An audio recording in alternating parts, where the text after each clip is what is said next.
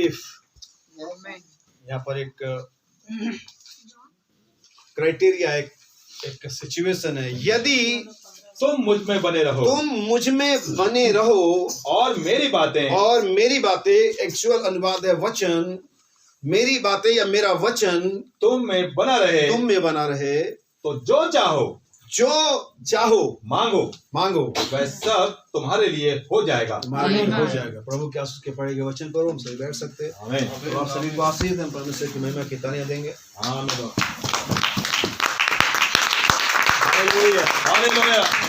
बहुत सारा जगह खाली है, और जब भी मैं प्रचार करता हूँ, जहाँ भी करता हूँ, तो मैं एक चीज जरूर चाहता हूँ कि आपके पास अगर जगह नहीं है तो कोई बात नहीं, लेकिन ऐसे जगह बैठे कि आप मेरी आंखों में आंख डाल सके और मैं आपकी आंखों में आंख डाल सके।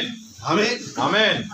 जरूरी कि हमारा आई कांटेक्ट हो, हम परमेश्वर की तरफ पीठ करके नहीं बैठ सकते। सही बात। आमीन। हालेलुया। और फिर हम अगर वो कपड़े पहन करके यहाँ पर नहीं बैठ सकते, तो उन कपड़ों से हम स्वर्ग में कैसे बैठ सकते? ऐसे कपड़े पहने कि भवन में बैठ सके, नीचे बैठ सके, कि हर जगह आपको कुर्सियां नहीं मिलेंगी। और मेरे ख्याल से जहाँ तक मैं स्वर्ग का नक्शा जानता हूँ, तो वहाँ पर एक ही सिंहासन है। आमीन। एक ही कुर्सी है। हालेलुया। एक ही कुर्सी है, एक ही है। कौन बैठेगा? मैं, आप, सब कौन? यीशु मसीह। और बाकी खड़े रहेंगे। बैठो, खड़े रहो, जैसे चाहो करो। आमीन। आमीन। कुर्सी उधर एक ही है।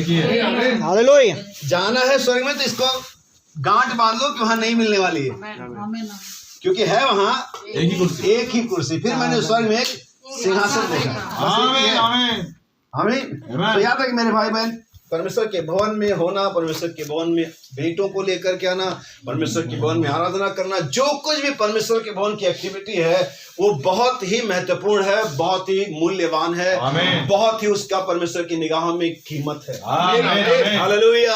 याद रखिए, जब परमेश्वर के भवन में आए तो आपके पास एक झील हो। परमेश्वर के भवन में जब आप बैठे तो आपके पास परमेश्वर के वचन की ओर से लालसा हो। आमीन। जैसे कि आप किसी बड़े ऑफिसर के पास जाते, किसी राशन वाले के पास जाते, जो भी आपके पास नहीं होता और जिसके पास वो आपको दे सकते, उसके पास जाते हैं तो बड़े लालसा के साथ जाते हैं कि काश ये मुझे मिल सके। आमीन। तो जब परमेश्वर के पास आए, जैसा कि कल मेरी बहन से बात हो रही थी, तो उसने बताया, मुझे अच्छा लगा ये बात। उस बहन ने, अन्य जाति बहन, अभी फिलहाल हम ऐसा कहेंगे, लेकिन मसीह की ओर आ रही है, और उसने कहा कि मैं बहुत सारे चर्चेज में गई और मैं बहुत सारे हिंदू समाज से ही ऑलरेडी है, तो वहाँ पर दान पत्र लिखा होता है। आप चर्च में तो वहाँ पर दान पत्र है। उसने कहा, हम मांगने वाले हैं या परमेश्वर मांगने वाला है? सही बात। तो फिर दान पात्र का क्या मतलब है? दान तो हम गरीबों, लाचारों, असहायों को देते हैं, हम उसको भेंटे देते हैं, दान नहीं देते, ऑफरिंग्स देते हैं, दान नहीं देते हैं परमेश्वर, क्योंकि परमेश्वर देने वाला है, लेने वाला नहीं है। बाकी जितने सिस्टम है, ऑफरिंग और टाइथ, ये सब एक मैनेजमेंट है से परमेश्वर की कलीसिया चलती है। परमेश्वर देने, बाइबल खुद इस बात को रिकमेंड करती है कि बाइबल बताती है कि जो देने वाला और लेने वाले, तुम देने वाले होने चाहिए, मांगने वाले नहीं होने चाहिए। हम अगर मांगते तो सिर्फ परमेश्वर से मांगते हैं। याद रखिए, इसलिए परमेश्वर के भवन में होना, कुछ भी करना परमेश्वर के भवन में, आप सोचते हैं आप बस बैठ के सुन रहे हैं, ये बहुत बड़ी बात है। आपको ये बात जान लेनी चाहिए कि सिर्फ सुनने के कारण आप धन्य हैं। हम इन चीजों को बहुत छोटा समझते हैं और सोचते हैं कि बड़ी बड़ी बातें, लेकिन जब छोटी छोटी बातें नहीं समझ में आती है, अप्लाई नहीं कर पाते, उसकी वैल्यू नहीं जानते, तो हमें उसकी मालूम नहीं। बाइबल कहती है, धन्य जो इस वाणी की पुस्तक को पढ़ता, आमीन, और वो भी जो इसे सुनता है। आमीन। अगर आप सिर्फ सुन रहे परमेश्वर के भवन में आकर के, आप धन्य हैं। आमीन। अगर आपको परमेश्वर के वचन से आपको तृप्ति नहीं मिली है, लेकिन अगर आप भूखे हैं तो आप धन्य हैं। और अगर भूखे हैं तो आप तृप्त भी किए जाएंगे, क्योंकि ये वादा है यीशु मसीह का, धन्य है जो धन के भूखे और प्यासे हैं, क्योंकि वे तृप्त किए जाएंगे। क्योंकि हम भी अपने बच्चों को जब खाना दे के उठते हैं, 10 मिनट का फिर खाना मांगता है, हम नहीं देते उसे, अभी तो खाया था। लेकिन अगर हमें पता हो कि पिछले 6 घंटों से उसने कुछ खाया नहीं है, तो हम खुद अरेंज करेंगे। परमेश्वर को अगर पता हो कि आप भूखे हैं, वो स्वर्ग छोड़ करके नीचे आ सकता है। आमीन, आमीन। अगर आप बस भूखे हो, लेकिन जब बहुत सारी बातों से हम भरे होते हैं अपनी दुनियादारी, बहुत सारी बार मैंने देखा है मीटिंग्स के अंदर में, आपके गीतों के गाने के तरीके में, हर तरह के, ऐसा लगता है हम बस कहीं से उठ करके किसी और जगह से उठ करके बस हम यहाँ गए और यहाँ शुरू हो गए, और फिर वो उलझन, वो परेशानी, वो निरंतरता नहीं दिखती है। इसका सिर्फ एक ही मतलब कि हम कहीं से उठे दुनियादारी से, किसी और विचार से, हम बस और चलो वचन की बात करते हैं। ऐसे आप कभी नहीं कर पाएंगे। सही बात है। इसके लिए आपको उसी महकमे में, उसी डिपार्टमेंट में ध्यान देना पड़ता है इसके आप हैं। आमीन। आमीन। इसीलिए मैं जब वचन की बात आती है और मेरे सामने डॉक्टर बैठा हो, डीन बैठा हो, प्रिंसिपल बैठा हो, साइंटिस्ट बैठा हो, प्रोफेसर बैठा, प्रेसिडेंट बैठा, मैं कहता हूं उसको कुछ नहीं मालूम है, क्योंकि वो इसका जानकार नहीं है। सही बात। आमीन। हम इसके जानकार हैं। आमीन। बहुत सारे क्रिश्चियन इसलिए किसी प्रिंसिपल की बात, किसी वैज्ञानिक की बात, प्रोफेसर की बात मान लें, वो बड़ा पढ़ा लिखा है, ठेंगे से है, उसको इसका कुछ नहीं आता। हम आपके अस्पताल में और हम कह लाइए कैंसर के इलाज हम करेंगे, कितने लोग इलाज करवाएंगे मुझसे? इसको क्या मालूम है? तो उस कैंसर के डॉक्टर से मैं बाइबल की बात कैसे पता कर लूं? सही बात है। उसको इसके बारे में कुछ नहीं मालूम है। सही बात है। जैसा वो अपने प्रोफेशन का जानकार है, वैसा हम अपने प्रोफेशन के जानकार हैं। आमीन। सो आपको जब भी कोई काम हो तो जिस प्रोफेशन का, जिस महकमे का काम हो, उसके स्पेशलिस्ट से मिले, यस, आमीन। वही इसके बारे में बेहतर बता सकते हैं। आमीन। और बात बाइबल की हो तो आप किसी धनवान से, किसी सरपंच से, किसी प्राइम मिनिस्टर से ना मिले, उसको इसके बारे में। तीन मजूसी, हालांकि बाइबल हिंदी अनुवाद सही कहता है बुद्धिमान। बुद्धिमान पुरुष कहाँ गए यीशु के जन्म के बारे में? राजा के पास। अब राजाओं को भेड़ के जन्म के बारे में क्या पता होता है? कुछ भी नहीं। उनको टैक्स के बारे में पता होता है, उनको सेना के बारे में पता होता है नहीं, उनको अपनी बाउंड्री वॉल, वो जो बाउंड्री है उसको कैसे मजबूत करना, उसके बारे में पता होता है। भेड़ें कब पैदा होती है, राजाओं को कब पता, कैसे पता चलेगा? वो तो गढ़ियों को पता चलता है। यस। सो याद रखिए, स्पेशलिस्ट से मिले। इसलिए इस परमेश्वर के वचन में जाने से पहले मैंने बहुत सारी बातें चाहा ताकि आपके साथ कनेक्ट हो सके। आमीन। हम अपने बच्चों को परमेश्वर के भवन में बैठना नहीं सिखाते, परमेश्वर के भवन के इंस्ट्रूमेंट के साथ उनको कैसे रिएक्ट करना चाहिए हम नहीं सिखाते उन्हें। लेकिन अगर गर्म पानी हो तो हम बताएंगे बेटा गर्म पानी से मत छूना, बेटा बहुत देर तक फोन देखना आंखें, बेटा पढ़ाई नहीं करेगा तो नंबर नहीं आएंगे, ये सब सिखाते हैं उनको। हम परमेश्वर के भवन के बारे में, परमेश्वर के सेवकों के बारे में उनको क्यों नहीं सिखाते? सही बात कि बेटा इसे नहीं छूना है, ये नहीं करना है। यहां हम सब सिखाते, बाकी हम अपने बच्चों को परमेश्वर के भवन के बारे में, परमेश्वर के वचन के बारे में, परमेश्वर के सेवकों के बारे में नहीं सिखाते। कौन जरूरी समझते इसके बारे में? लेकिन उन सब बातों से जरूरी कि हम इसे ये सिखाएं। मुझे अच्छी तरह से याद है, मुझे हमेशा याद आता है, मैं इस बात को अप्लाई भी करना चाहता हूँ, करता हूँ। एक भाई ने, उसका लड़के का डॉक्टरी का कोई एग्जाम था और वो जो कॉलेज था वो क्रिश्चियन कोई कॉलेज था, सीएमसी आपने लुधियाना में सुना होगा, कोई और कॉलेज जालंधर में भी था, उसने वहाँ भेजा हुआ था। तो उनके जो पढ़ाई के साथ साथ बाइबल क्विज वगैरह ये सब क्लासेस भी चलती थी। फाइनल रिजल्ट जब आया तब पता चला कि उसका जब सारे जैसे अलग अलग सब्जेक्ट के होते तो उसमें धार्मिक वाला जो गतिविधियां होती हैं, कार्य होते हैं, उसका भी था और सब में फेल था। लेकिन जो बाइबल वाले मसले थे सारे उसमें पास था। उसने बाप ने कहा मेरा कितना लाख खर्चा होगा, मुझे कोई आज उस बात का गम नहीं, मुझे फक्र है कि जहां तुझे सही होना था तू वहां पर सही। डॉक्टर बना और नहीं बना ये कोई मैटर नहीं, लेकिन तूने बाइबल वाले मामले में अपनी बताया कि तू एक मसीह बच्चा है और ये मुझे विजेता का अनुभव कराता है। और वास्तव में हमारे बच्चों के साथ ये होना चाहिए। डॉक्टर बने ना बने, इंजीनियर बने ना बने, प्रोफेसर बने ना बने, लेकिन उन्हें एक सही मसीह जरूर। ये हम सभी जानते हैं, लेकिन हम अब सोचिए, आप जितने भी लोग जिनके पास बच्चे, हम सबसे ज्यादा समय अपने बच्चों को किसके लिए वहां पर गंवाते हैं, किसके लिए उनको फोर्स करते हैं? तुझे नंबर 1 ही आना है तो नंबर 2 और 3 कौन आएगा? सारे नंबर 1 नहीं आ सकते। टीचर्स भी कहते हैं बच्चों को रैंक के ऊपर में बात ना करे, यहां तक कि गवर्नमेंट भी बात कर रही है, उन्हें जानकारी होनी चाहिए। हमारा सारा जो मामला है, हमारा एजुकेशन है जो हम सरकारें में देती है, ये सब याद करने का, मेमोरी की है। सही बात है। लर्निंग का कुछ नहीं है।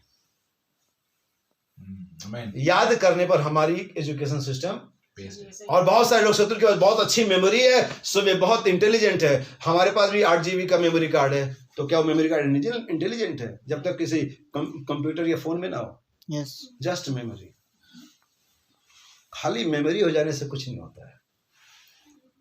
बहुत सारे लोग कहते हैं मैं स्ट्रेट फॉरवर्ड बोलता हूं, बोलती हूं, लेकिन उनको बस इतना नहीं मालूम होता है कि ये बोलना था और नहीं बोलना था। स्ट्रेट फॉरवर्ड बोलना अच्छी बात है, सभी का ये रुतबा रहता है, सभी का ये अनुभव होता है, मैं स्ट्रेट फॉरवर्ड हूं, लेकिन ये भी जानना है कि आपको बोलना था या नहीं बोलना था। स्ट्रेट फॉरवर्ड बोलना कोई गलत नहीं है, लेकिन ये भी देखना है कि इसे बोलना था या नहीं बोलना था।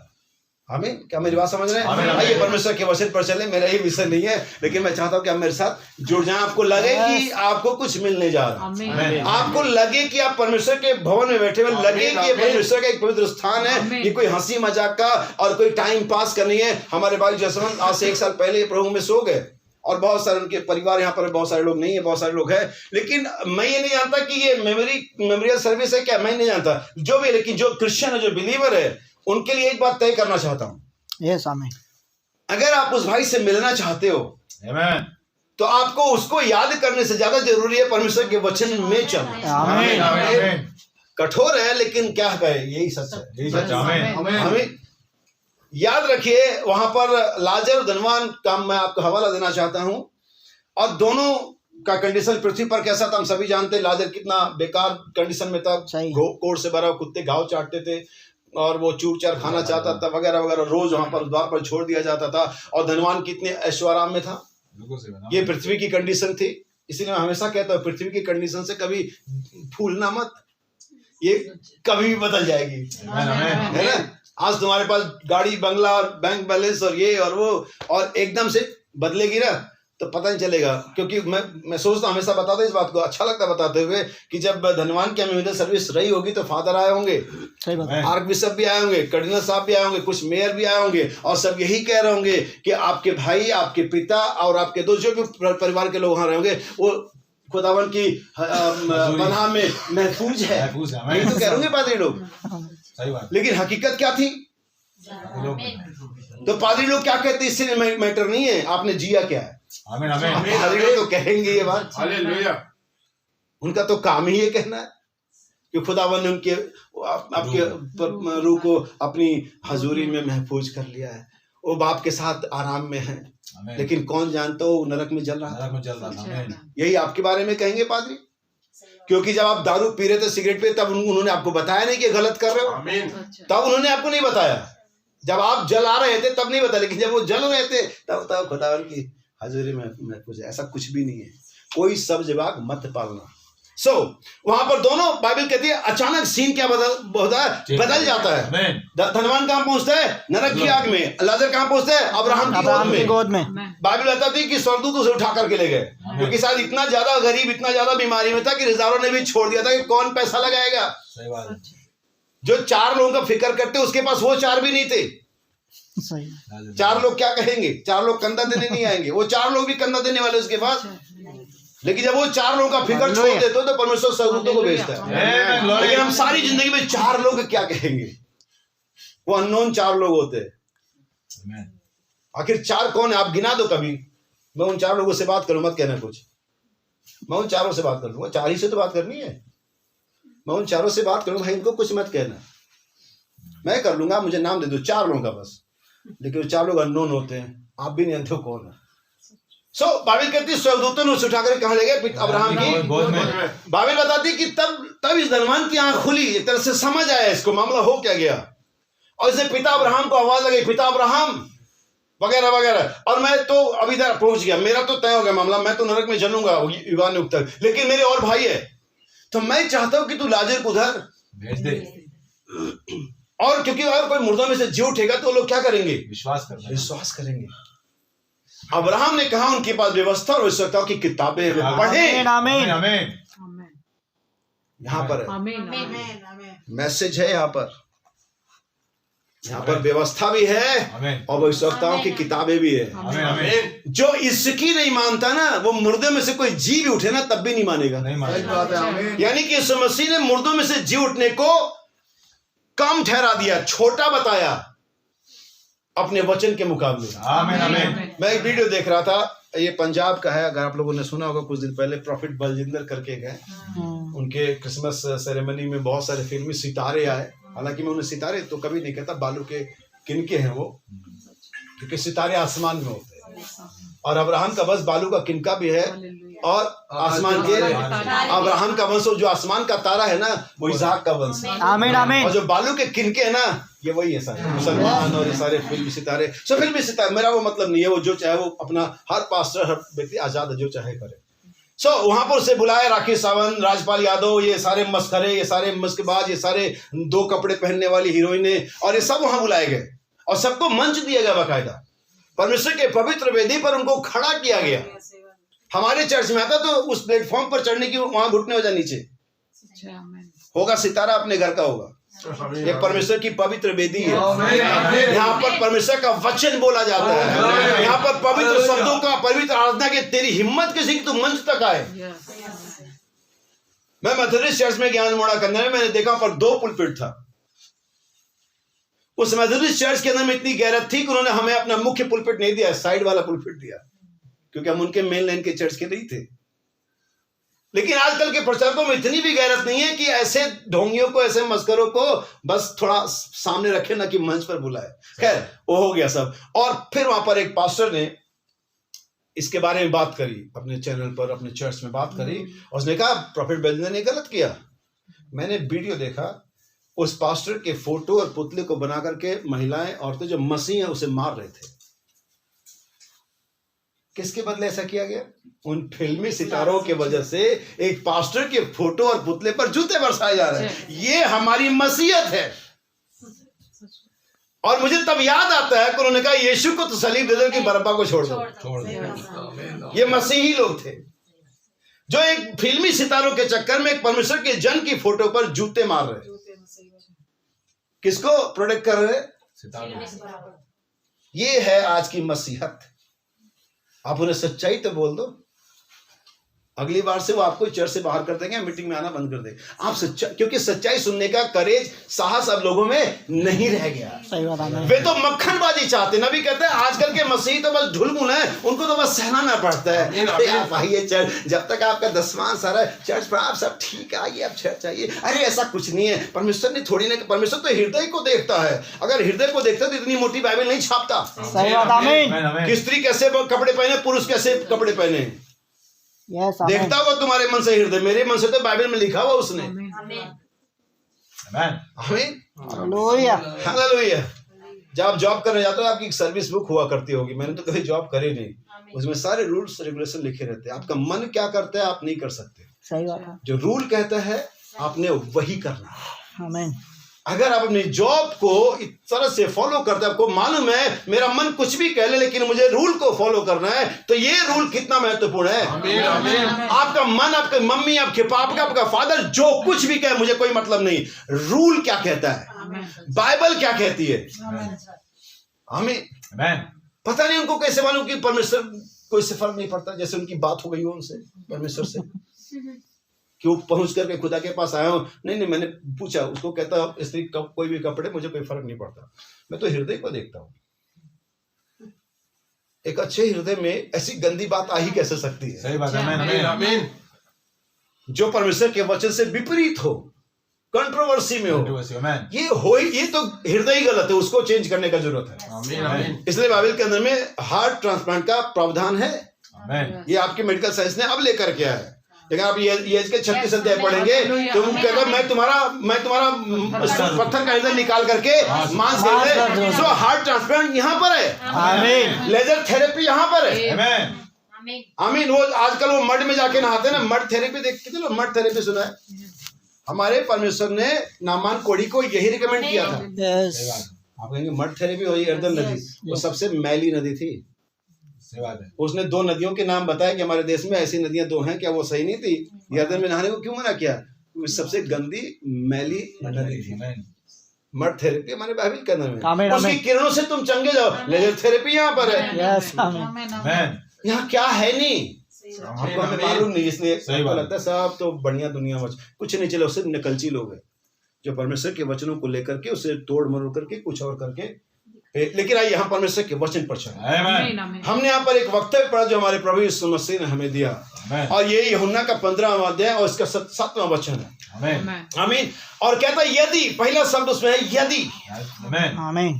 यदि तुम मुझ में, यदि तुम मुझ में और मेरी बातें या मेरा वचन तुम में, यानी यहाँ पर एक डुअल सेटिंग है, मेल फीमेल प्लग। भाई सुशील आप जानते हो कितने लोग मेल फीमेल प्लग को जानते हैं? आमीन, आमीन। वो एक दूसरे के अंदर में सेट हो जाते हैं। आमीन। और इसी तरह से ये बात है कि परमेश्वर का वचन आप में और आप परमेश्वर के वचन में, यानी कि हम यह भी कह सकते हैं इस आधार पर कि यह भी संभव है यह भी संभव है कि परमेश्वर का वचन आप में हो और आप वचन में ना हो। यह भी संभव है कि आप वचन में हो और वचन आप में ना हो। लेकिन काम तब बनेगा जब दोनों एक दूसरे के साथ सही तरीके से मिलेंगे। वचन आप में और आप वचन में। हम आपको कई कैरेक्टर दिखा सकता हूं जो वचन में थे लेकिन वचन उनमें नहीं था। मैं कई कैरेक्टर दिखा सकता हूं जो जिनमें वचन था लेकिन वे वचन में, जैसे मैं बात करूंगा पौलुस की। क्या पौलुस को दमिश्क के रास्ते पर चुना गया? जी नहीं श्रीमान। दमिश्क के रास्ते पर कहते हैं एनकाउंटर होना, मुलाकात होना। चुनाव तो उसका जगत के होने से, यानी कि वचन बीज उसके अंदर में जगत के होने से, लेकिन वो वचन उसमें था। लेकिन वो वचन में उस दिन आया जब दमिश्क के रास्ते पर परमेश्वर के साथ उसकी तब वो वचन में आ गया और उसके लिए उसकी सेवकाई शुरू हो गई। हम कह सकते हैं कि ऐसे ही और बहुत सारे, जैसे यहूदा इस्करियोती वचन में था। सही बात है। बाइबिल अगर आप सही से पढ़ेंगे तो बाइबिल कहती पवित्र सेवकाई में शामिल हुआ। पवित्र सेवकाई तक में शामिल हो गया। वो 12 चुनिंदा चेलों में था। उन चेलों में से जिन पर यीशु ने खुद आत्मा फूका था, जिसने जाकर के बाहर उन कामों को किया जिसके लिए यीशु का तुम करोगे, उसने किया। वो वचन में था लेकिन वचन उसमें कभी भी नहीं था। यानी कि आप कोई ऐसा शैतान का पुत्र अभी भी वचन में हो सकता है, कलीसिया में हो सकता है, पुलपिट पर हो सकता है, लेकिन वचन उसमें नहीं हो। लेकिन इसीलिए यीशु मसीह ने दोनों बातों को अलग अलग करके अब एक में मिला दिया। यदि मेरा वचन तुम में और तुम मेरे वचन में बने रहो तो जो चाहो तुम्हारे लिए हो जाएगा। अब मैं आपका एक एग्जांपल इसके अब्राहम के जीवन से दूंगा। कोई भी विश्वास की गाथा अब्राहम के बिना पूरी नहीं हुई, क्योंकि वो हमारे विश्वासियों का क्या है? पिता है। आमीन। मैं चाहूंगा कि हम उत्पत्ति 15 अध्याय का पहला वचन और उत्पत्ति 17 अध्याय का पहला वचन पढ़ेंगे और फिर हम अपने विषय को थोड़ा सा आपके साथ शुरुआत करेंगे और ज्यादा समय नहीं लूंगा। इन बातों के पश्चात, ये 15 अध्याय है, 15 का पहला, ठीक है। इन बातों के पश्चात यहोवा का यह वचन दर्शन में अब्राहम के पास पहुंचा। कहां पहुंचा? दर्शन में। और आज आपके पास दर्शन और तमाम और बातों से अधिक पक्का वचन है जो कि पवित्र शास्त्र, जो कि प्रिंट फॉर्म में लिखा हुआ है। आमीन। ये किसी भी फॉर्म से जिससे परमेश्वर बात करता है, ये सबसे मजबूत रूप है। आमीन आमीन। सही बात है। लिखित वचन। आमीन। लिख के दो हमें, कहते हैं ना, ऐसे बरबली नहीं, लिख के दो हमें। परमेश्वर ने आपको लिख के दिया। आमीन। आमीन। ये वो 100 रुपए, 1000 रुपए, 2000 रुपए के नोट से भी बड़ा वादा इसमें। आपके जेबों में वो 10 टुकड़ा ही तो पड़ा है कागज का, इस पर गवर्नर ने कुछ साइन किया हुआ है और वादा लिखा हुआ है। वादा लिखा है, इसीलिए तो महत्वपूर्ण है वो। बाकी और कागज के टुकड़ों से क्या लगे उसमें? या आपके पास और जो पेपर्स होंगे उससे भी कीमती भी हो सकते हैं, लेकिन वो तो 2000 में नहीं चलेंगे, उन पर तो कोई वादा नहीं है। सही बात है। आप कहते हैं बस ये भी बाइबल जैसे और धर्म किताबें, हाँ ये भी वैसे ही, लेकिन इसमें एक वादा है और ये वादा इसे कीमती बनाता है। परमेश्वर ने हमसे वादा किया हुआ है, बहुत जो विश्वास करता है उसमें चिन्ह होंगे। परमेश्वर हमसे वादा किया तुम जब विश्वास करे, पश्चाताप करे, यीशु मसीह के नाम का बपतिस्मा ले, वो पवित्र आत्मा का दान पाएगा। उसने वादा किया जो विश्वास करेगा कभी नहीं मरेगा, जो विश्वास करता है मर भी जाए तो मैं उसे जिला उठाऊंगा। ये वादा है इसमें। ये किसी और कागज के समान ही कागज का किताब है ये, लेकिन इसमें वादा और किसका? देश के गवर्नर का नहीं लिखा हुआ है तो 5 साल लगेगा फिर बदल जाएगा। ये परमेश्वर का जो युगानुयुक्त परमेश्वर है, जो उसका वादा लिखा हुआ है। इस पर आप भरोसा कर सकते हैं जैसे आप अपने नोटों पर भरोसा करते हैं। सही बात है। बहुत सारे लोगों के पर्स देखे, मैं किसी का मजाक नहीं बना, लेकिन बड़े मोटे मोटे रहते हैं, लेकिन सिर्फ कागज निकलते, नोट एक भी नहीं निकलते। आई कार्ड निकलेंगे, विजिटिंग कार्ड निकलेगा, एयर रिपोर्ट निकलेगी, वो रसीद निकलेगी, तो उन कागजों का क्या फायदा है? हमें तो वायदे वाले कागज चाहिए। आप इस पर घमंड कर सकते हैं और ज्यादा वायदे वाले कागज अगर जेब भरी हो तो ठंडा उतरा तो नहीं है। अगर नोट भरा हो जाए तो थोड़ी गर्मी ले आता नहीं, थोड़ा कॉलर को भी ऊंचा करता है, वो तो 4 लोगों के सामने बात करने में एक गट्स देता है। और इसीलिए मेरे पास उससे अधिक कहीं गट्स है, क्योंकि मेरे पास ये पूरा का पूरा वायदे से भरा हुआ है। कौन क्या है, मैं तो बस नोटों से भरा हुआ हूँ, मैं तो बस वचन से भरा हुआ हूँ। मुझे मालूम है ये मुझे घर भी दे रहा है। आमीन। आपको भी देगा अगर आप अपने जीवन को से भरेंगे। ये बाइबल से घरों को भरने का मसला नहीं है, इस बाइबल में पाए जाने वायदों को अपने जीवन में भरने का मसला है। इसने पार्ट बी में ये कहा, यदि मेरा वचन तुम में बना रहे। आमीन। तुम अगर चर्च आते रहो, ऐसा तो वहां लिखा नहीं, सही बात है। अगर तुम बहुत 3-4 घंटे तक बस आराधना करते रहो, बस तुम उछलो और कूदो, ऐसा तो वहां लिखा नहीं है। नहीं लिखा है, बिल्कुल सही बात। मेरा वचन मेरा वचन जो मैंने कमांडमेंट दिया हुआ तुमको, जो मैंने डू और डू नॉट करके दिया हुआ यहाँ पर। वो बोलो, आमीन आमीन आमीन। MRI में जाते समय कितने लोग मालूम है वो सारा लोहे का चीज निकल जाएगा। सही है। मुझे नहीं फर्क पड़ता, ये वहां लिखा हुआ है डू नॉट। आप कहते मुझे फर्क नहीं पड़ता, मर जाओगे खुद भी, मशीन भी खराब करोगे। हाँ, बाइबल में कुछ नहीं फर्क पड़ता लोगों को। हर जगह यूनिफॉर्म चाहिए। कल्पना करो पुलिस वालों बिना यूनिफॉर्म को, आप तो गाली दे दोगे। सही बात है। आप जो हॉस्पिटल जाते हैं आपका यूनिफॉर्म है। आपने कभी वकील को देखा बिना ब्लैक कोट के? अच्छा ये वकील, इससे पूछता हूँ। आपको हर जगह यूनिफॉर्म चाहिए, और ये अच्छा भी लगता है ताकि आपका काम क्या हो जाता है, आसान हो जाता है। नहीं होता है? कल्पना करो कहीं जाओ कोई यूनिफॉर्म में नहीं है, सब गड़बड़। सही है। चर्च में हमारे यहाँ नहीं, आप लोग रूल लगाते हैं। अरे हम भी तो वही कर जो यूनिफॉर्म बाइबल बता रहे हैं। Yes, आमीन। कर रहे हैं। तुम्हें इसमें प्रॉब्लम है। आमीन। हर जगह नियम चाहिए। कहीं किसी हॉस्पिटल में जाओ, किसी बैंक में जाओ, आपने बैंक में जाओ, आप देखते लाइन लगती है, वो पहुंच वाला पहले जाता है और वो कंप्यूटर पे गेम खेल रही होती है। वो आपके क्या ये सब, कोई नियम कानून नहीं रह गया। यही तो कहते हैं। सही बात है। जब काम नहीं होता तो कोई नियम कानून। चर्च में आते तो बड़ा नियम कानून लगाते हैं। हमसे लोग कहते हैं आपके यहाँ बड़ा नियम कानून है। अबे तुम्हें नियम कानून पसंद है नहीं, ये पहले बताओ। अगर हर जगह पसंद है तो यहाँ पर क्या प्रॉब्लम है? आमीन आमीन। और मैं एक नियम कानून वाला, बाइबल कहती है परमेश्वर गड़बड़ी का नहीं, शांति का आमीन। कहता हर एक काम सिस्टमेटिक ढंग से होना चाहिए, ऑर्डर में होना चाहिए। आमीन आमीन। और जब कोई चीज, कोई समुदाय, कोई कंपनी, कोई फर्म, कोई परिवार, कोई देश ऑर्डर में नहीं होता, टूट जाता है। आमीन। अगर आप ऐसा करेंगे तो हो सकता है कि आपको थोड़ी परेशानी हो, लेकिन एक चीज जो गारंटी है, जीवन मिलेगा। आमीन आमीन। बाइबल यहाँ पर सुनिए क्या कहती है। यहोवा का वचन दर्शन में अब्राहम के पास पहुंचा कि अब्राहम मत डर, तेरी ढाल और तेरा अत्यंत बड़ा फल। क्या अत्यंत बड़ा फल? मैं हूं। अब्राहम ने कहा, ठीक है। अब यहाँ पर देखिए अब्राहम है जिसे परमेश्वर ने दूसरी बार दर्शन दिया हुआ है। अगर आप 14वें अध्याय में जाएंगे वहां पर अब्राहम को बुलाया जाना हो जाता है। और जब अब्राहम को बुलाया गया तब बाइबल के अनुसार उसकी उम्र 75 साल की थी और सारा 65 साल की थी। उनका आखिरी जो मासिक दाम होता बंद हुए लगभग 20 साल हो चुके थे। उनके पास बच्चे पैदा करने का कोई तरीका ही नहीं था। सारी चीज इस बात के कि वो कभी संतान पैदा कर सकते हैं विरोध में थी। हर एक बात उस विरोध में थी कि वो संतान कभी नहीं पैदा कर सकते। और तब परमेश्वर किसी ऐसे व्यक्ति को बताया जो सारी सीमाएं पार कर चुका हो। और फिर आप कहेंगे क्या कुछ हो सकता है?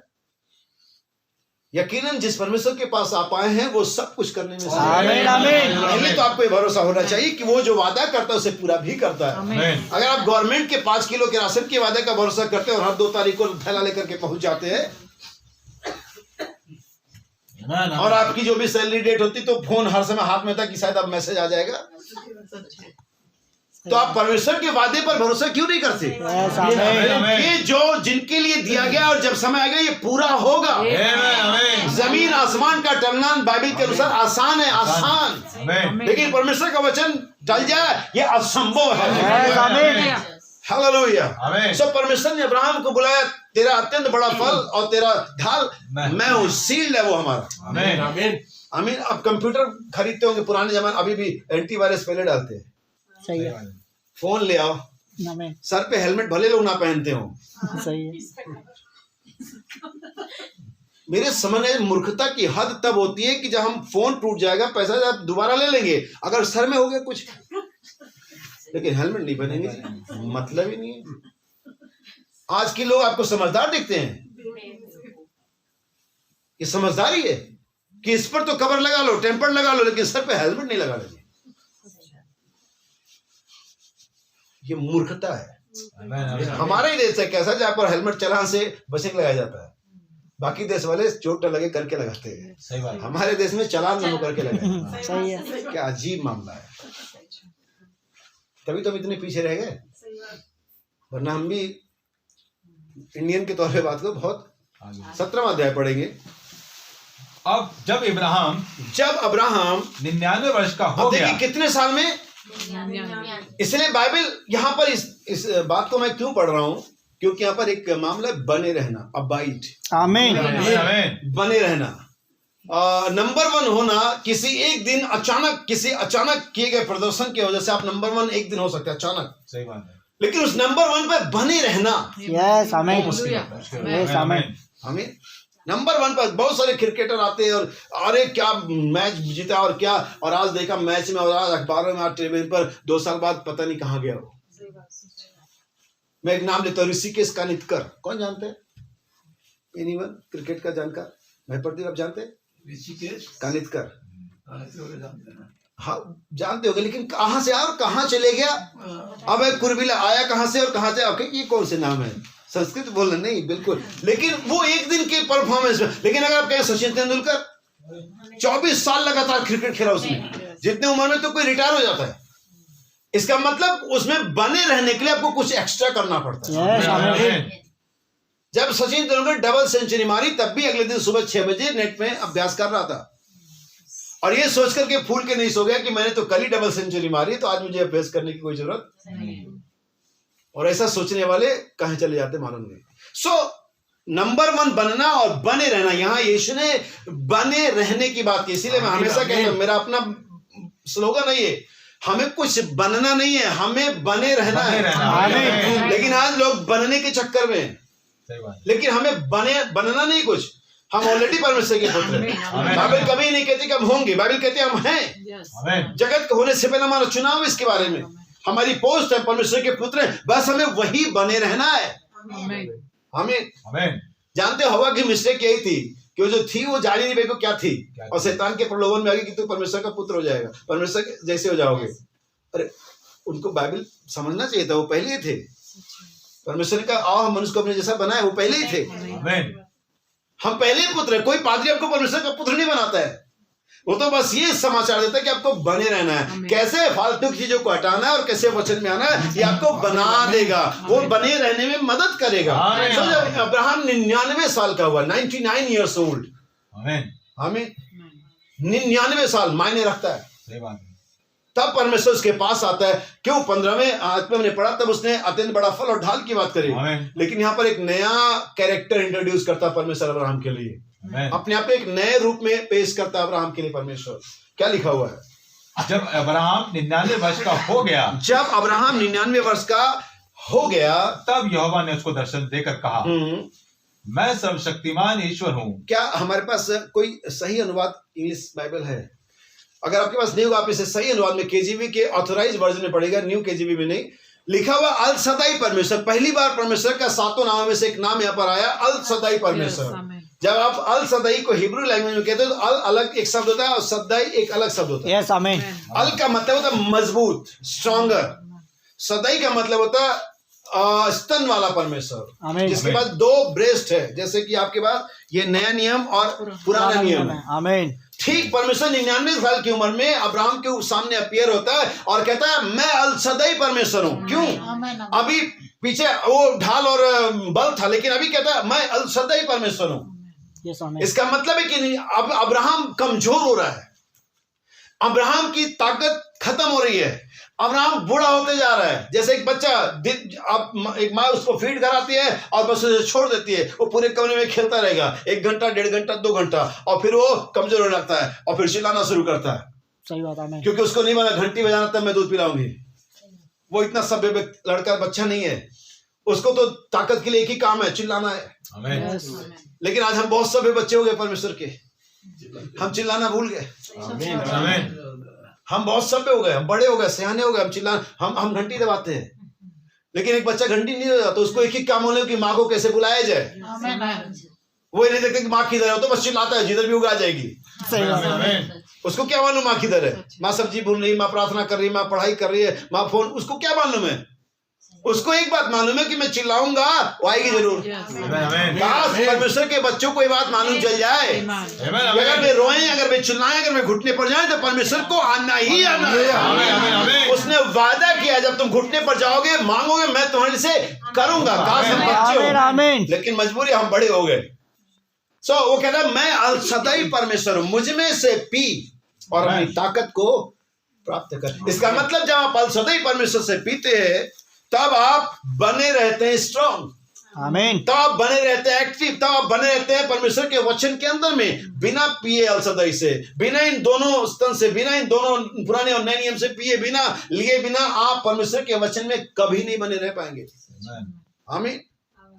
इसलिए आपने एक कहावत तो सुनी होगी, जब भी कोई किसी को ललकारता है हमारे देश में तो एक ही बात कहता है, कौन आएगा आगे?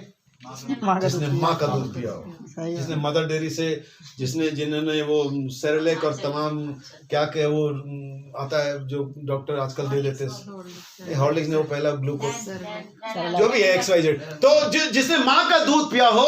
और हमारी माँ यहाँ, क्योंकि हमारा परमेश्वर सिर्फ पिता ही नहीं है, हमारा परमेश्वर माँ परमेश्वर है। मैं वो पंजाब वालों की माता परमेश्वर की बात नहीं कर रहा हूँ, लेकिन वास्तव में हमारा परमेश्वर माँ के रोल में भी आता है। और उसके बाद 2 स्तन है जहां से अपने बच्चों को फीड कराता है। आमीन आमीन। याद रखिए कि जब तक कोई बच्चा जो कोई मसीह इन स्तनों से नहीं पिएगा तो दुनिया की हर एक मेज, बाइबल कहती है ऐसा किताब के अनुसार 28 अध्याय, हर एक मेज मल और वमन से भरी हुई है। हर एक मेज का मतलब पुलपिट। नबी कहता है आज हमारे पास मजबूत बिल्डिंग्स है, कमजोर पुलपिट है। आमीन। चर्च देखो क्या आलीशान आलीशान चर्चेस हैं, क्या कुशन लगे सीट है, क्या एयर कंडीशन चला है, क्या क्वायर मंडली है, लाखों करोड़ का तो उनका म्यूजिक है, आलीशान लोग, क्या नक्काशी की हुआ पुलपिट, आलीशान बिल्डिंग, मजबूत बिल्डिंग, लेकिन कमजोर पुलपिट जहां से सच्चाई का प्रचार नहीं होता। लोग नाराज हो जाएंगे। ऐसा खराब देश, अंतिम दिनों में लोग खराब देश नहीं सुन पाएंगे। पीछे आज से 50 साल पहले भी सुन लेते थे, अब नहीं सुन रहे। हो सकता है कि आज के बाद और फिर ना सुने, लेकिन क्यों? क्योंकि अंतिम दिनों में लोग खराब देश नहीं सुन पाएंगे। आपके बच्चे आपकी डांट नहीं सुन पाते, आपके अपने बच्चे सुसाइड कर लेते, भाग जाते। बड़ा मुश्किल है इस दिन में इस तरह से लोगों को प्रचार करना, और फिर भी लोग आते हैं। आप जानते लोग क्यों आते हैं, क्यों, कौन चले जाते हैं? जो पुत्र है वो बार बार वापस आए। यस आमीन। पुराने जमाने में हमारे माँ बाप हमें मार के भगा देते थे, भाग निकल घर से, और कई फीट तक मीटर तक घसीट के ले भी किया आते थे। और जैसे वो अंदर, हम फिर चौखट पर, हम वही कर लेते थे। आज के बच्चों को भगा दो, हमने 2 बार अपने बच्चों को बजाया, वहीं बाहर ही रह गए, आए नहीं वापस, हमें खुद जाके लाना पड़ा। ये खत्म हो गया मामला खत्म हो गया। अब तो सिर्फ परमेश्वर का पुत्र ही परमेश्वर की आमीन आमीन आमीन। अल सदाई परमेश्वर हूँ, मुझ में से बाइबल कहती है मेरे उपस्थिति में चल। यस आमीन। स्ट्रॉन्ग या परफेक्ट। क्योंकि अगर आप अल सदाई से नहीं पिएंगे आप परफेक्ट नहीं हो पाएंगे। कुछ समय तक आप हो सकता है हाथ पैर मार लें, पंच वगैरह लगा, लेकिन आप सिद्ध नहीं हो पाएंगे। अगर आपने सिद्ध होना है तो किससे पीना है? अल सदाई से। और वो कौन है? उसका वचन। अब वापस आएंगे। मैं आपके लिए कोट पढ़ूंगा यहाँ पर, बाइबल कहते हैं, बहुत सारे लोग शायद नहीं जानते, लेकिन जो जानते हैं उनके लिए पढ़ता हूँ। ये संदेश का नाम ही है कुलपति अब्राहम, जो बाइबल ने 7 फरवरी 1964 को प्रचार किया था। उसने कहा यदि तुम मुझ में और मेरा वचन तुम में बना रहे तो जो चाहो मांगो तुम्हारे लिए किया जाएगा। यह क्या था? वचन मसीह यही आपके हृदय में है। यदि तुम मुझ में बने रहो, मेरा वचन तुम में बना रहे तो जो कुछ तुमने सब कुछ जीत लिया है। नबी इस तरह से कहता, तो तुमने सब कुछ जीत लिया है, क्योंकि मैंने तुम्हारे लिए इस बात पर जय को पा लिया है। यदि तुम मुझ में बने रहो, यदि तुम मुझे समझ सकते हो, यदि तुम मुझे बने रह सकते हो, तो वह जो मुझे विश्वास करता है, वह जो मुझे ग्रहण करता है, न कि बनावटी विश्वासी, लेकिन जो ग्रहण करता है, जो मेरे वचनों को सुनता है और मेरे वचनों को समझता है और मेरे भेजने वाले पर विश्वास करता है, उसके पास अनंत जीवन है और वो परीक्षा में नहीं आएगा या दोषी नहीं ठहरेगा, लेकिन मृत्यु से पार होकर के अन्य प्रवेश कर चुका है। आमीन आमीन। ये कौन कह रहा है? हमारा नबी कह रहा है। किसके लिए? जिन्होंने वचन में अपने आप को रखा हुआ है। आमीन आमीन। मैं आपके लिए कुछ कोट्स पढ़ता हूं मेरे भाई बहन। क्या कितने लोग सुनना चाहते हैं? आमीन आमीन। और जिनको ये बात समझ नहीं आ रही उनके लिए मैं बाइबल से भी हवाले दूंगा। बाइबल में संदेश में कहते हैं, जो कि अब्राहम और उसके बाद उसका वंश है। इस संदेश में बाइबल में कहते हैं, पेज नंबर 17 है ये, ठीक है, अगर आप मुझे दे देंगे, थैंक यू। नबी कहता है, हर बार परमेश्वर जब मनुष्य के साथ वाचा बांधता है, मनुष्य उसको तोड़ देता है, परंतु इस बार परमेश्वर ने अब्राहम के वंश के साथ बिना किसी शर्त के वाचा बांधी। अब जो लोग नहीं जानते बाइबल उनको बता दो, परमेश्वर ने एक व्यक्ति जिसके साथ परमेश्वर ने सिर्फ ना उसके लिए वाचा बांधी लेकिन उसकी संतानों के लिए बांधी। आमीन। उसका वंश, उसके पश्चात उसका वंश। आमीन। इस चीज को याद रखिए। बाइबल के अनुसार अगर आप देखेंगे तो वंश का बड़ा महत्व है। बाइबल कहती है जो धन संपत्ति होती है पुरखों के उससे मिलती है, और बीमारियां भी मिलती है, और मुकदमे भी मिलते हैं। मतलब मिलते जरूर है मुकदमे, बीमारियां, धन संपत्ति, नाम, इज्जत, संबंध, जैसे भी आपके पुरखे रहे वही आपको भविष्य में मिलता है। ये दुनियावी तौर से बात कर रहा हूँ, आत्मिक तौर से इसका कुछ लेना देना नहीं है। क्योंकि ऐसा नहीं कि आपने आप विश्वास से आपने नए जन्म पाया तो आपके बच्चे को आ जाएंगे, ये इस तरह से नहीं चलता। अभी आप ये जानेंगे पहले वंश क्या था, आप समझ पाएंगे। अब आपको समझ में आता है। अब्राहम नहीं, यदि तू ऐसा करेगा तो मैं ऐसा करूंगा, यह अब्राहम के साथ नहीं था। यदि तू फल खाएगा तो जीवन के वृक्ष से खाएगा तो ठीक है, और उसके खाएगा तो मर जाएगा, यह अब्राहम के साथ नहीं था। तू कुछ भी करेगा मैं तुझे आशीष दूंगा। ये अनकंडीशनल कवेनेंट कहा जाता है, बिना शर्त की वाचा कही जाती है। आप कुछ भी करें, परमेश्वर ने जो ठान लिया वो होना ही है। ध्यान सुनिएगा, आगे कहता है तू मेरे पास आएगा, तू पहले ही बचाया जा चुका है, तू मेरे पास पक्की उम्र में बुढ़ापे में आएगा, यह पहले ही से कर चुका है। और अब आज ऐसा नहीं है, यदि तू एक निश्चित कार्य करेगा, तू यदि ऐसा करेगा, यह तो पहले ही पूरा हो चुका है। यदि यह नहीं कि तुम जाकर अच्छी शिक्षा प्राप्त करोगे, यदि आप यह सब ज्ञान प्राप्त कर लोगे या वह तो मैं तुम्हें चंगा करूंगा, यदि तुम ग्रेजुएट बन जाओगे तो मैं तुम्हें बचा लूंगा। नहीं, यह सब पहले ही कर चुका है, यह पूरा हो चुका है। मैं बस इतना कहना चाहता हूं कि यहाँ पहुंचे और इसे ग्रहण कर लें, बस इतना ही। अगर आप यहोशू की किताब पढ़ेंगे तो कहता है मैंने वो देश तुम्हें दिया है, जाकर उसे ले लो। तुम्हें जाना है बस लेने के, दे दिया गया है। वो कहता है ये दे दिया गया, हो चुका, बस इतना ही। अब जाइए और इसे आप कहेंगे मैं चंगा नहीं भाई, यीशु मसीह मुझे चंगा कर। ओहो, हमारा नबी यहां तक कहता अगर यीशु मसीह आज भी यहाँ खड़ा हो ना तो आपको चंगा नहीं कर सकता। आमीन। जानते क्यों? सही बात है, क्योंकि तो पहले कर चुका है। बाइबल कहते उसकी कोड़े खाए सब चंगे हो चुके। आप तो जाके विश्वास से ले लो। वो तो जो चीज पहले ही कर चुका, फिर कैसे करेगा? ये क्यों करेगा? ये तो पहले ही हो चुका है। आपने देखा मेरा क्या मतलब है? केवल एक चीज जो अब्राहम को करनी थी, उसे परमेश्वर के वचन में बने रहना था। आमीन। यदि मेरा वचन तुम में और तुम मेरे वचन में बने रहो। अब्राहम को 25 सालों में संतान नहीं प्राप्त करनी थी। अब्राहम को 25 सालों तक परमेश्वर के वचन में बने रहना था। चाहे पड़ोसी, चाहे रिश्तेदार, चाहे आलोचक कुछ भी कहें, उसे तो बस ये कहना था कैसे न कैसे मेरे एक संतान होने जा रही है, मैं इसे पाने जा रहा हूं।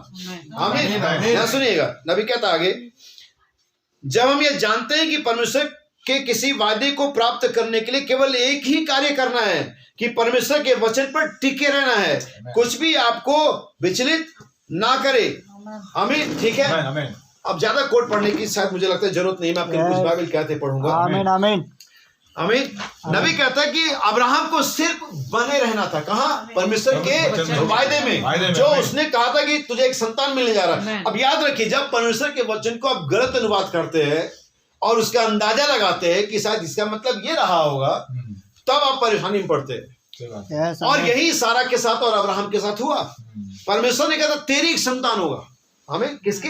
अब्राहम। और अब्राहम की जो एक्चुअल वाइफ थी, जो जिसे हम धर्म पत्नी कहते हैं, धर्म, वहां पर सब जगह धर्म, वास्तविक पत्नी वो थी सारा। हाजरा सिर्फ एक दासी थी। सिर्फ आप जानते हैं, ये एक अलग विषय, कभी दृष्टांत में आप मुझे अकेले बात करना, आपको बताऊंगा कि ये लौंडिया, ये दासियां क्यों दी जाती थी उन दिनों में, तो मैं आपको बता। लेकिन जब कई साल बीत गए, लगभग 15 साल बीतने के बाद सारा ने अब्राहम से कहा, देखो जी, तुमको पता है मेरी कंडीशन, आप तुम्हारी खुद की कंडीशन तुम्हें पता है, लेकिन अब कुछ नहीं हो रहा, और परमेश्वर ने तुम्हारी संतान बोली है, तो तुम हाजरा के साथ ऐसा कर सकते हो कि तुम उससे अपना संतान पैदा कर सकते, क्योंकि तुम्हारी संतान ही होगी वो। और एक गलत अनुवाद था। परमेश्वर के वचन का गलत अंदाजा था ये। परमेश्वर ने अब्राहम से कहा तेरी एक संतान होगी, और उसकी संतान वही होती जो सारा से होती। और अब्राहम ने जाकर के हाजरा के साथ सहवास किया, और बाइबल बताती इस्माइल और पैदा होता है। और जब इस्माइल पैदा होता है, तब से सारा की इज्जत हाजरा की नजर में खत्म हो गई। हमें आमीन इन चीजों को समझना। और वहां से क्या वंश आता है? मुसलमान के वंश आते हैं। और आज भी अब्राहम की असली संतानों ने कांटा है, आज भी, आमीन आज भी कांटे की तरह चुभ रहे वो। गाजा, फलस्तीन, टर्की, ईरान, ये सब कांटे की तरह अब्राहम के वंश को आज भी। अगर ये गलत अनुवाद नहीं किया गया होता, अंदाजा नहीं लगाया गया होता, तो आज कोई आतंकवाद हमारे इस प्लेनेट पर नहीं होता। लेकिन ये सिर्फ इसलिए आया क्योंकि हमने अंदाज गलत लगाया, हमने वचन को ट्विस्ट कर दिया। और यही वजह कलीसियाएं, मसीही परिवार बिखरे हुए अंदाज ही लगा रहे हैं। सही बात, आमीन परमेश्वर का वचन अंदाज लगाने के लिए नहीं दिया जाता, विश्वास करने दिया जाता है। इस पर अंदाजा न लगा कि परमेश्वर का शायद ये मतलब होगा। ये वही मतलब है जो कहा गया है। अब्राहम, परमेश्वर ने मूसा से कहा, जहां तू खड़ा हो पवित्र जमीन है, और अपनी जूती, हमारी तरह वो जूतियां नहीं थी कि वो सुवन लेता और ऐसे उतार देता। बहुत सारी रस्सियां बंदी होती थी। यूहन्ना ने कहा मैं उसका बंद खोलने के, वो लगभग यहाँ तक रस्सियां आती थी। अगर अपने पुराने जमाने का ऐसा कभी देखा तो मूसा ने कहा, प्रभु ये रस्सी, जूते को खोलना थोड़ा मुश्किल काम है, देर लगी, मैं टोपी उतार देता हूँ। परमेश्वर ने जूते के लिए ही कहा था, परमेश्वर ने टोपी के लिए नहीं कहा था, परमेश्वर ने जूती के लिए ही कहा। परमेश्वर जो कहता है उसका वही मतलब है। आमीन। सो बाइबल कहती है अब्राहम मेरी उपस्थिति में चलो और सिद्ध होता जा। अब यहाँ पर बाइबल बताती है अब्राहम के वंश के बारे में। अगर आपको मैं सब के लिए पढ़ देता, अगर आप देखेंगे गलतियों के पत्र में जाएंगे तो बाइबल कहते हैं अब्राहम की 2 संतानें थी। यस आमीन। कितनी? 2 संतानें थी। हाजरा की संतान और सारा के संतान। गलती 4 अध्याय में, चाहता आप बाद में से पढ़ लीजिएगा, आप जान। लेकिन बाइबल अगर आप ध्यान से पढ़ेंगे, जब ये मोरिया पर्वत पर अब्राहम ने कुर्बान किया, इसहाक को कुर्बानी के लिए ले गया, और जब मेमना पर आता है तब परमेश्वर कहता है तूने चूंकि अपने इकलौते पुत्र को नहीं रख छोड़ा। अब्राहम के लिए 2 संतानें थी, हमारे लिए अब्राहम की 2 संतानें थी, कि परमेश्वर के लिए अब्राहम की एक ही संतान थी। और वो संतान अगर कहीं इसहाक नहीं, श्रीमान, वो संतान इसहाक भी नहीं था, वो संतान मसीह है। आमीन।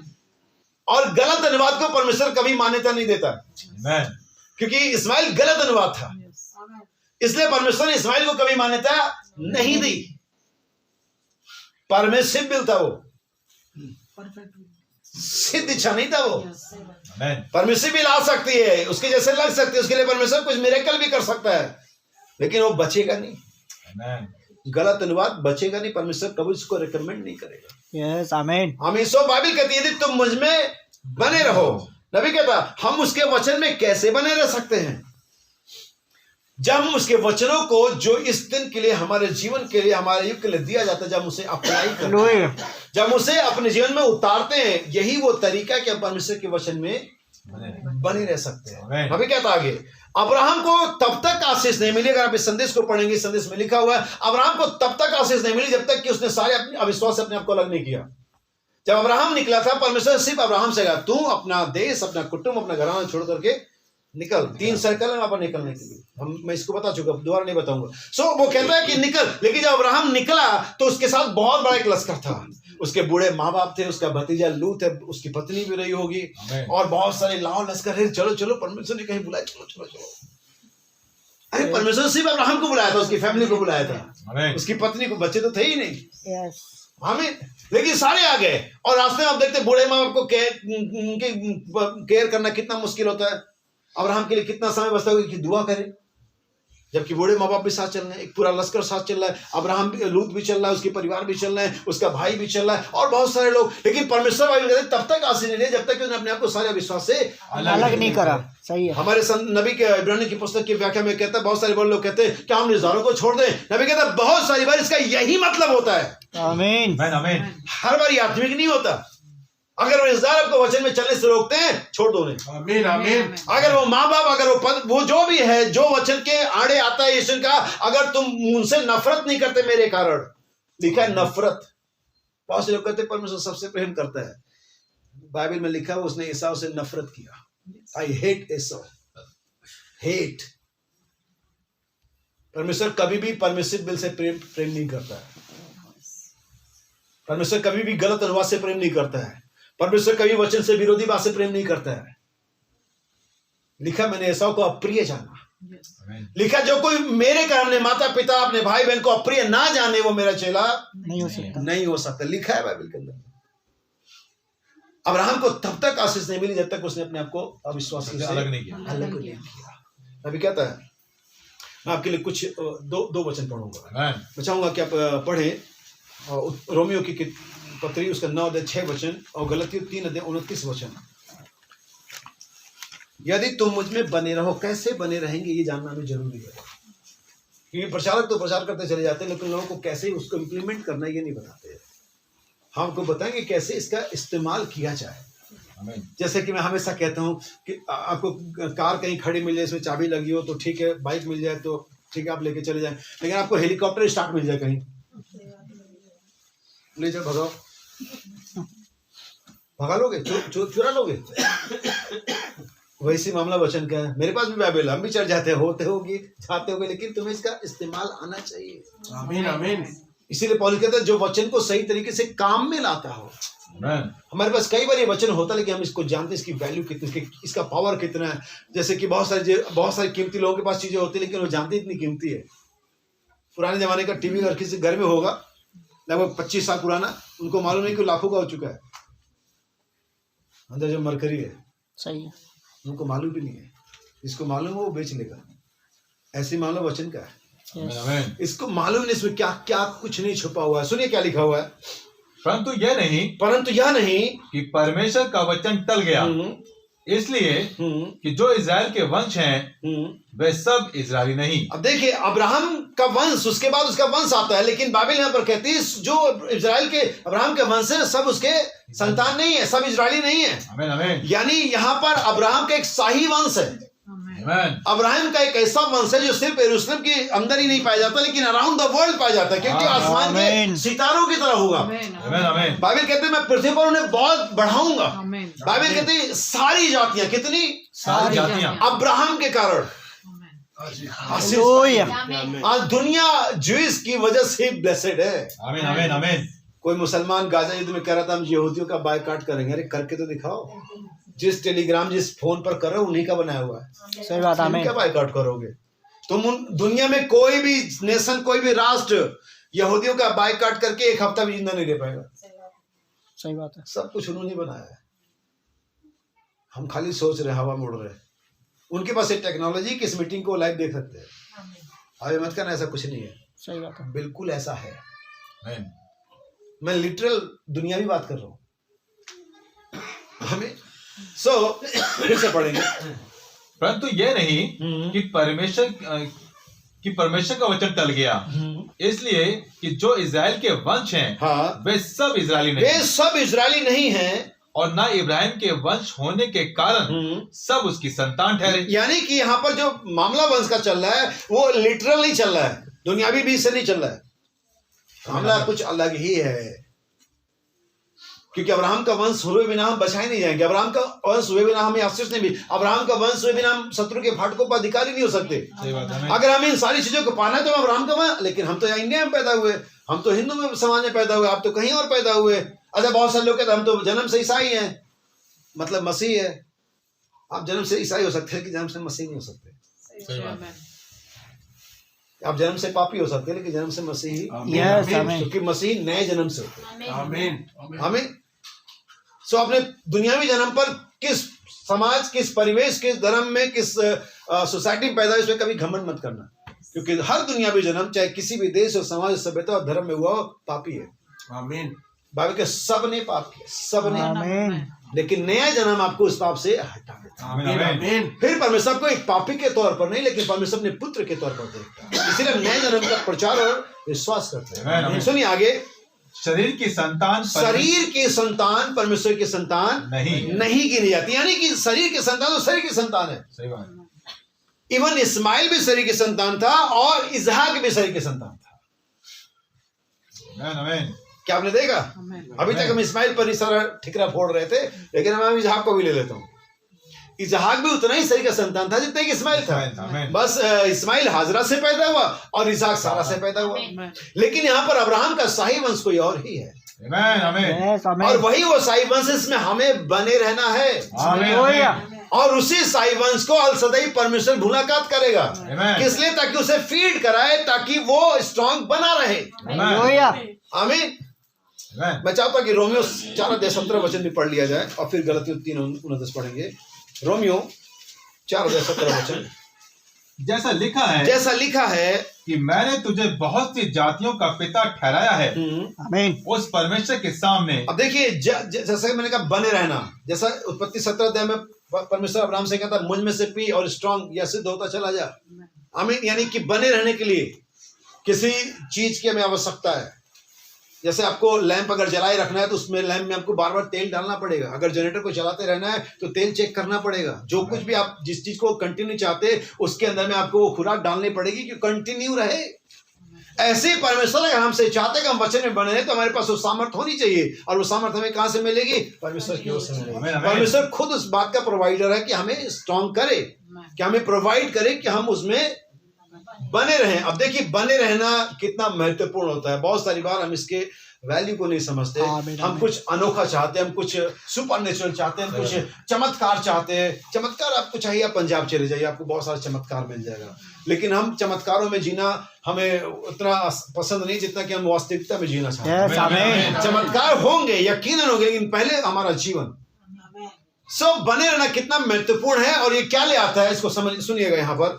जैसा लिखा है कि मैंने तुझे बहुत सी जातियों का पिता ठहराया है उस परमेश्वर के सामने जिस पर उसने विश्वास किया और जो मरे हुओं को जिलाता है और जो बातें हैं ही नहीं उनका नाम ऐसे लेता है कि मानो वो है जैसे हम मैं कहता हूँ मेरे पास 2-3 बीमारियां हैं, वेरिकोज वेन है, माइग्रेन की प्रॉब्लम है। मैं कहता हूँ मैं ठीक हूँ, मैं चंगा हूँ। आपको तो प्रॉब्लम है। मेरा बाप भी ऐसे बात करता था। आमीन। हर रिपोर्ट उसके खिलाफ थी। हर दूसरी तीसरी बार तो डॉक्टर ने आने से मना कर दिया। अब तो गार्ड से बोला अगर ये आप क्लिनिक में है तो इसको बाहर से भगा देना। पागल सिर फिरे लोग। 65 साल की इसकी वाइफ है, 75 कहता बेटा होगा। सही बात है। इनको अब देख करके ही कौन इनका इलाज करेगा? इसको तो किसी साइकिक को दिखाना चाहिए। खाली मैटरनिटी गायनी वाले डिपार्टमेंट में चले आता है, पता नहीं क्यों।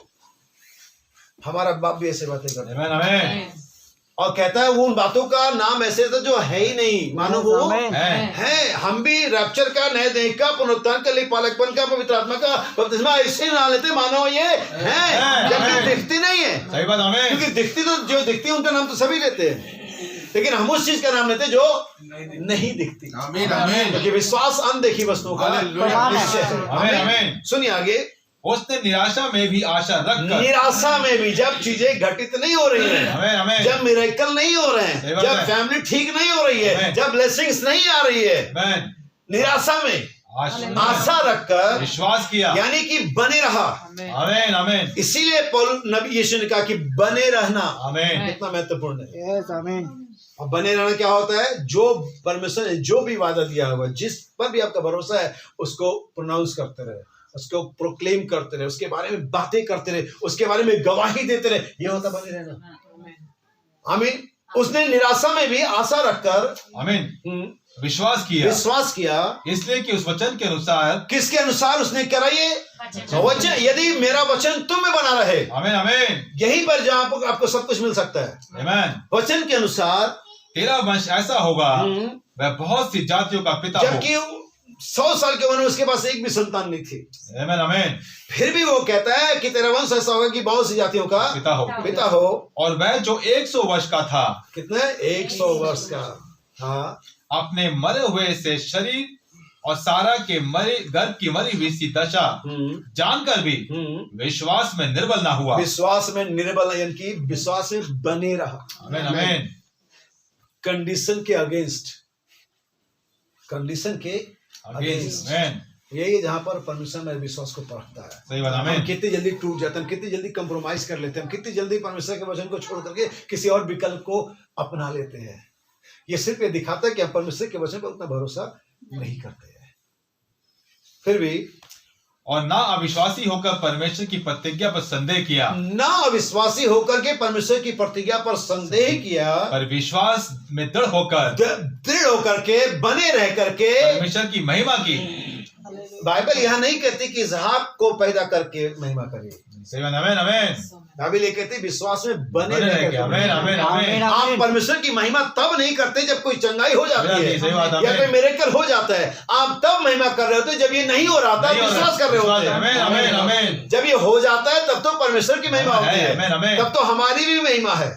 लेकिन जब तक ये नहीं होता तब किसकी महिमा है? परमेश्वर की महिमा हमारे जीवन से। लेकिन अभी हो जाता तभी हमारी महिमा। देखो उसका विश्वास कितना, आमीन आमीन आमीन। तब ये हमारी महिमा होती है। हालेलुया। जब ये नहीं होता ना फिर भी गवाही दे रहे होते हैं, वचन में बने रहे होते, तब किसकी महिमा होती है? परमेश्वर की महिमा। आमीन। इसी से शैतान आमीन आप महिमा कर सकते हैं परमेश्वर की। कब? जब कुछ नहीं होता फिर भी आमीन, वचन आमीन। में। आमीन आमीन इसलिए इस घर मेरा वचन तुम में और मेरी बातें तुम में बनी रहे, आमीन। और तुम मेरे वचन में बने रहो तो जो चाहो तुम्हारे लिए हो जाएगा। हो जाएगा। हालेलुया। और उन्हें पीछे पड़ा शरीर के संतान वंश नहीं गिने जाते। कौन गिने जाते? प्रतिज्ञा का संतान। आमीन आमीन। यीशु उसने कहा था तेरा वंश शत्रु के फाटकों का अधिकारी होगा। लेकिन अगर मैं आपको बात करूं लिटरली तो अहाब, यरोबाम और बहुत से राजा डिफीट खा गए। सही बात है, अधिकारी नहीं हो पाए। शैतान ने उनको हरा दिया। वे मूर्ति पूजा के आगे, वे विचार के आगे, पत्नियों के आगे और बहुत सारी चीजों के आगे घुटने टेक दिए। क्या वो सारे बदुआई में जो इजराइल के लोग थे जो डैनियल के समय बदुआई में गए थे, क्या उन तीनों के अलावा बाकी सब घुटने पर नहीं थे? सही है, आमीन तो क्या वे इजराइल के वंश नहीं थे? आमीन क्या शाब्दिक तौर से लिटरली अब्राहम का संतान नहीं था? आमीन। लेकिन घुटने पर थे किसके? मूर्ति के आगे, मूर्ति के आगे। जो कि अब्राहम का सही वंश कभी नहीं होगा। आमीन इसका मतलब है कि वास्तविकता जैसा कि बाइबल कहती भी है कि शरीर के संतान वंश नहीं गिने जाते, आमीन आमीन। तो किसके संतान वंश गिने जाएंगे? आत्मा के संतान, आमीन। प्रतिज्ञा के संतान, परमेश्वर की संतान।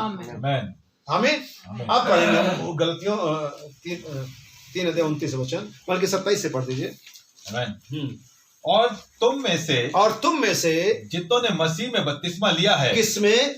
मसीह में बपतिस्मा लिया है, उन्होंने मसीह को पहन लिया है। उन्होंने मसीह को पहन लिया है। अब ना कोई यहूदी रहा। कब से ये बात चालू होती है?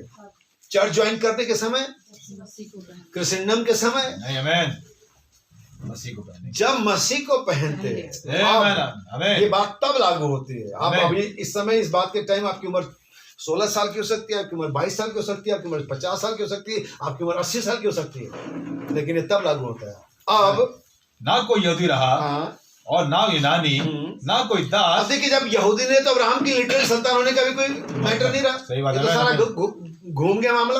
सही बात, आमीन। ना कोई यहूदी, ना कोई दास, ना कोई स्वतंत्र, ना कोई नर, ना कोई नर, ना नारी, क्योंकि परमेश्वर का पुत्र कोई जेंडर नहीं होता। सही बात, आमीन हालांकि ही कहा जाता है, लेकिन वास्तव में एक अलग क्रिएशन होती है वो। आमीन आमीन। जैसे स्वर्गदूतों का, शराब का अलग क्रिएशन है, स्वर्गदूतों का अलग क्रिएशन है, परमेश्वर के पुत्र का अलग क्रिएशन है। आमीन। सो ना कोई नर, ना कोई नारी, क्योंकि तुम सब मसीह यीशु में एक हो। और यदि तुम मसीह के हो। अब यहाँ पर पहला जो शब्द हमने यूहन्ना 5:15-7 पढ़ा था, वहां भी पहला शब्द यदि था। आमीन आमीन। यहाँ पर भी यदि है, यदि। आमीन। यदि तुम मसीह के हो, यदि तुम मेथोडिस्ट के हो, आप वही पढ़े जो लिखा हुआ है। यदि तुम मेथोडिस्ट के हो, मसीह के हो। यदि तुम बैप्टिस्ट के हो, मसीह के हो। यदि तुम कैथोलिक के हो, मसीह के यदि हो। तुम पेंटिकोस्टल के हो, मसीह के हो। यदि तुम एंटी-मैसेज के हो, मसीह के हो। मसीह के हो। आमीन आमीन। हालेलुया। यदि हालेलुया। तुम मसीह के हो तो इब्राहिम के वंश और अब्राहम के वंश, और प्रतिज्ञा के अनुसार वारिस यानी भी हो। जो भी प्रतिज्ञा अब्राहम को मिली की तरह सलमान शत्रु के फाटकों का अधिकार है, वो सब आपका है। तब जब आप मसीह के हो, आमीन। जब किसी चर्च के हैं तब नहीं, किसी समाज सोसाइटी के तब नहीं, जब आप मसीह के हैं। तब आप आमीन। समुद्र के पानियों पर आप अधिकारी हैं, तब आप आग की भट्टी पर अधिकारी हैं, आमीन। तब आप मरी हुई घर पर अधिकारी हैं, तब आमीन। शेरों की मात पर आग की ज्वाला पर अधिकारी हैं, यहाँ तक कि आप मृत्यु पर भी अधिकारी हैं, आमीन। क्योंकि शरीर के संतान वंश नहीं गिने जाते। आमीन। प्रतिज्ञा, आमीन आमीन। आमीन। यदि तुम मसीह में हो तो अब्राहम का वंश हो और प्रतिज्ञाओं के अधिकारी हो। आमीन, आमीन। निदान प्रतिज्ञा सिर्फ अब्राहम को ही नहीं वरन उसके वंश को भी दी गई। आमीन।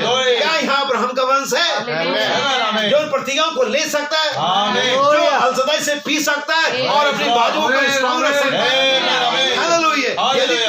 तुम मसीह में हो तो अब्राहम का वंश और प्रतिज्ञाओं के वारिस भी हो। वारिस भी। और आगे कहता है, मैं कहता हूँ हाँ कि वारिस जब ठीक है, हम वापस आ जाएंगे। हम चाहेंगे आप योना का सुसमाचार पहला अध्याय 12 वचन पढ़िए। हम किसके संतान है? अब्राहम के संतान, हम परमेश्वर के संतान। इनफैक्ट बाइबल यूहन्ना की पत्री में 3 अध्याय कहती है, जो परमेश्वर से जन्मा आमीन। वो पाप नहीं कर सकता। अभी यूहन्ना अय्यूब 14 में कहती है जो स्त्री से जन्मा हो तो थोड़े दिन का है। यानी कि बाइबल दो तरह के जन्म की बात कर रही है, स्त्री जन्मने की बात कर रही है और परमेश्वर जन्मने की बात कर रही है। अब जानते जब तक व्यक्ति जो परमेश्वर जन्मा था तब तक कुछ भी गड़बड़ नहीं हुआ था, जो कि आदम था। यस आमीन। किससे जन्मा था? परमेश्वर से। लेकिन जैसे आदम से कुछ जन्मने लगा, यस आमीन, सारी प्रॉब्लम आ गई। आमीन आमीन आमीन। जो परमेश्वर से जन्मा व्यक्ति पाप कर ही नहीं सकता। आमीन। और यहाँ पर 12वां वचन क्या कहता है? हाँ, नहीं, यूहन्ना का सुसमाचार, gospel of John chapter 1 verse 12। परंतु जितनों ने उसे ग्रहण किया। किसे? उस परमेश्वर को, उस पवित्र आत्मा के व्यक्ति को, उस प्रेजेंटेंस मिनिस्ट्री को, उस समय के संदेश को हम ऐसे कहेंगे, क्योंकि हर दिन में उसका जो परिचय था अलग था। जैसे आपको मिला वैसे वो डैनियल को नहीं मिला था, जैसे आपको मिला वैसे वो आदमों को नहीं मिला था, जैसे आपको मिला वैसे अब्राहम को नहीं मिला था। उस दिन में जैसे नबी कहता था, जब उसने अधोलोक में जाकर के द्वार खटखटाया तो नबी कहता अंदर से बहुत सारे लोगों ने झांका होगा, और जब अब्राहम ने झांका तब उसने कहा अरे प्रिय ये तो वही है। आमीन आमीन। जिसने हमें वहां से उर देश में से निकाला था। और जब डैनियल ने झांका तो ये तो वही जो शेरों की मान में था। यानी हर व्यक्ति उसी एक व्यक्ति का परिचय देगा, लेकिन हर एक के लिए अलग अलग रूप में था। तो आज जो परमेश्वर जन्मा, जिन्होंने उसे ग्रहण किया, आपके पास किस रूप में आया? आपके पास आया समय के संदेश के रूप में, आपके पास आया मलाकी 4 के रूप में, आपके पास आया पवित्र आत्मा के बपतिस्मे के रूप में। जिन्होंने उसे हमेशा ही वो रहा है। आमीन। जब 3 रानी बच्चों ने झांका अधोलोक से तो ये तो वही है जो आग की भट्टी हमारे साथ था। हर व्यक्ति ने अलग परिचय दिया, लेकिन वो एक ही व्यक्ति था। आमीन। और आज हमारे साथ जिन्होंने उसे ग्रहण किया, उसने यानी परमेश्वर ने उन्हें, जिन्होंने ग्रहण किया, परमेश्वर के संतान होने का अधिकार दिया, बल्कि हम कहेंगे कि सामर्थ्य दिया। आमीन आमीन। ताकि आप जीवंत हो। किस पर? शत्रु के फाटकों पर। ये तरीका है कि आपस में बने रहे। बने रहने का तरीका है कि हर एक वचन को जो आपको समय के लिए दिया गया, नबी के संदेश को, परमेश्वर के वचन को अप्लाई करना, वचनों को मानना और जीना ही परमेश्वर के वचन में बने रहने के लिए कारण है, और कोई दूसरा चर्च जाना, हाथ मिलाना, गीत गाना, ये सब एज यूजुअल है, नॉर्मल है। लेकिन मामला तब आता है जब वचन को लेते हैं, उसे अप्लाई करते हैं।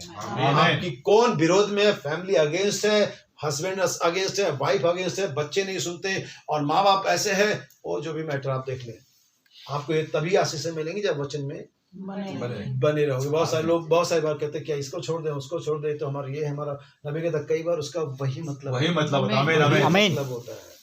शायद यही वजह है कि हमारे पास बहुत सारी आशीषें अब बस ऊपर लटक रही है, मिल नहीं रही है, क्योंकि हम परमेश्वर के वचन को अपने धर्म, अपने समाज, अपने रिश्ते और तमाम नजरियों से देख रहे हैं। लेकिन सारे नजरिए को हटा करके परमेश्वर के वचन के नजरिए से देखें। आमीन आमीन। आप देखिए, फिर आपको फर्क पड़ेगा। फिर आप जानेंगे कि आपके पास बेदारी, अब वो बेचारी हमारी बहन आती है, अब उसका बच्चा बीमार है, क्या आप उसके लिए वैसे प्रार्थना कर सकते जैसे वो माँ करती होगी? नहीं, बिल्कुल सही बात है। क्या आप ऐसी आप आराम से रहते, प्रार्थना नहीं करते, उपवास नहीं करते, अगर आपके बच्चे के साथ ऐसा होता? सही बात है, बिल्कुल। इसका मतलब है कि हम अभी मसीह की देह को पहचान नहीं पाए। इसका मतलब ये है कि अभी तक हम अपने कार्य को मसीह की जगह पर पहचान नहीं पाए हैं। हमें क्या हमारे घर में एक समस्या होती है, हमारे घर में कोई मरने वाला होता है, हमारे घर में कोई बीमार पड़ा रहता है, हम वैसे ही मस्ती कर रहे थे जैसे कि हम अब कर रहे हैं, जैसे कि जब कोई और बीमार, कोई और मरने वाला है, किसी और की कंडीशन खराब है, कोई और ब्लड प्रेशर से, कोई और माइग्रेन से, कोई और शुगर से, कोई और बैकएक से, कोई और हार्निया से, कोई और जूझ रहा है, और हमें कुछ एहसास नहीं है। सच बात है, क्योंकि हम इसे अपना करके मसीह के तौर पर नहीं ले रहे, मसीह की देह के तौर पर नहीं ले रहे हैं। लेकिन जिस दिन आप लेना शुरू कर देंगे, आपका जीवन बदल जाएगा। चीजें ऐसे चलेंगी नहीं, मौज मस्ती, आपका लापरवाही, एक दिन सीन बदल जाएगा। परमेश्वर समय के रिमोट को उठाएगा और दबा देगा। आमीन। पहुंचेगा लाजर अब्राहम की गोद में, और सारे लापरवाही करने वाले कहाँ पहुंच जाएंगे आपको पता ही है। समय एक दिन जरूर बदलेगा, लेकिन इससे पहले ये बदल जाए, समय बदल जाए, हमें बदलना होगा परमेश्वर के वचन के अंदर, परमेश्वर के पुत्र के स्वरूप। यदि मेरा वचन तुम में और तुम मेरे वचन में बने रहो, तो जो चाहो तुम्हारे लिए हो जाएगा। आज ये आपका चैलेंज है, आप इसे ले सकते हो। आमीन। स्वर को हम झुकाएंगे।